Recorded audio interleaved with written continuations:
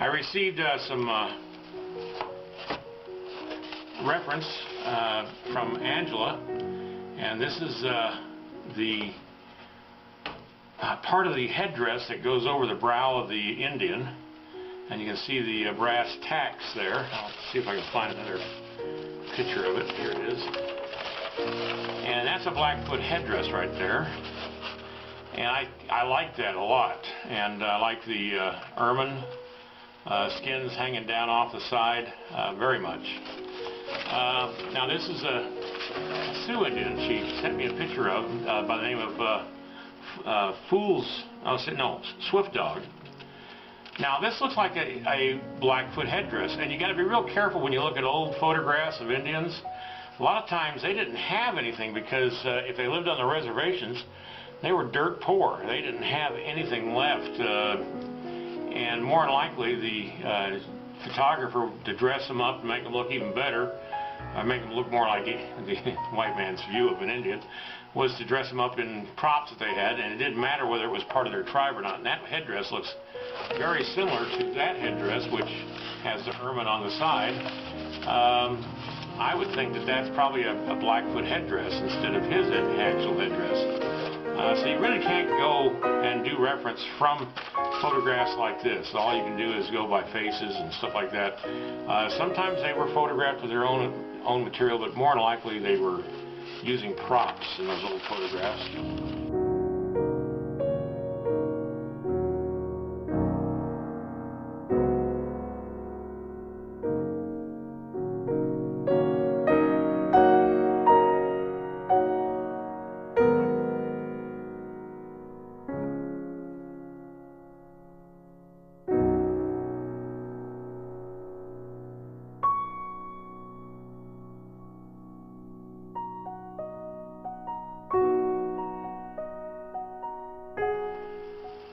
Alright, I got to make room for the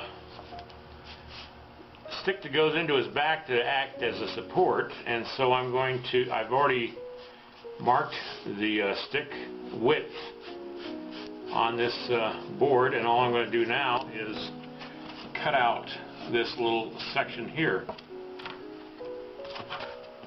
Okay, what I did was I made a flap so that I can flip it up like that and slip this over the stick, and then I can just put that back together, and I can seal it all off with clay. So that's ready to go. So let's start putting clay on this thing.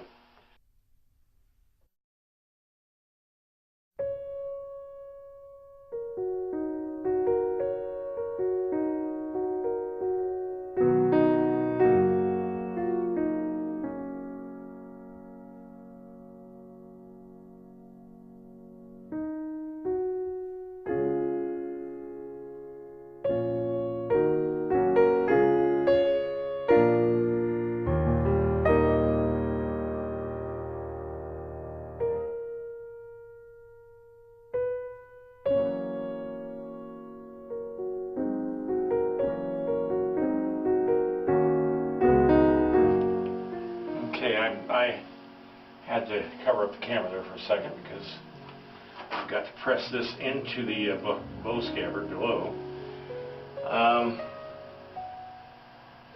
So now that I've got the bow part on, I can put this on, and what I do is, as you saw before, I lift up the flap and I just slide it over the stick.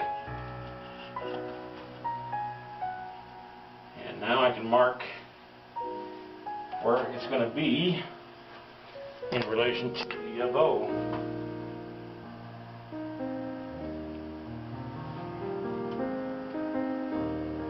By just drawing a line. Let's see if I can show you a little bit better. What I'm doing is just drawing an outline of the area that I'm going to be covering with the shield. So let's take this off.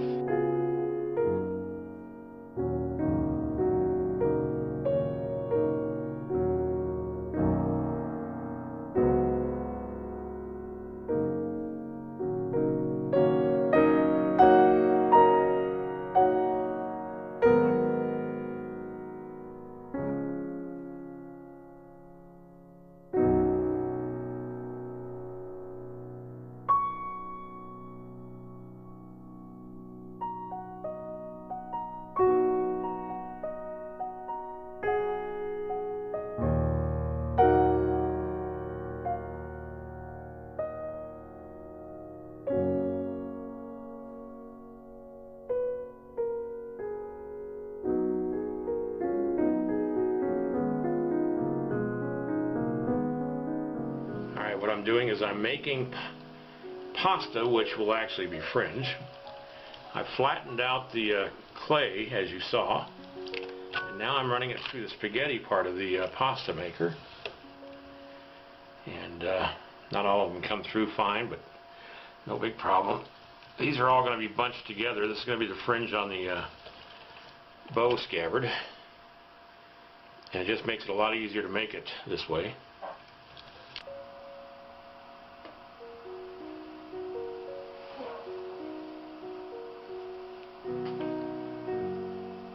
I'm not even sure this is going to even work, but worth a try.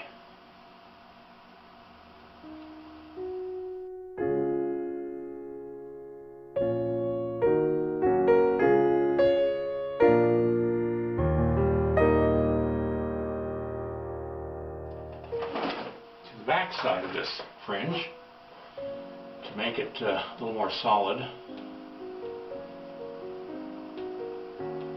because this part won't be seen anyway. Just makes it easier for the foundry to cast it if I fill in the back part of the fringe, because I'm going to have more fringe hanging on this side of it, which will hide this. Let me see if I can show you. The fringe is going to come out away from the clay quite a bit. So what I need to do is make a backing for the fringe so that it's easy to cast. So what I do is I take a flat piece of clay that I've got out of my box, and I just put it on here like this.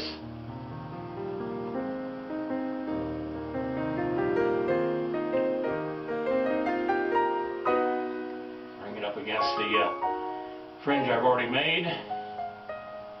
Now I've got some backing for the fringe I'm about to add on, and that way, again, keeping the foundry in mind, you've got to make it castable. The big support post makes it hard to view this, but you can see I've got the fringe done on that side and on that side of the bow scabbard, and I've got the fringe finished at the bottom of the bow scabbard as well.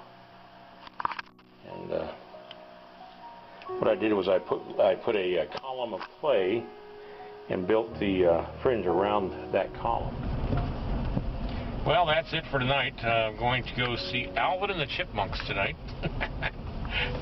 That's what's playing here in Ennis. I don't know if I'll be in Monday. I will definitely be in Tuesday.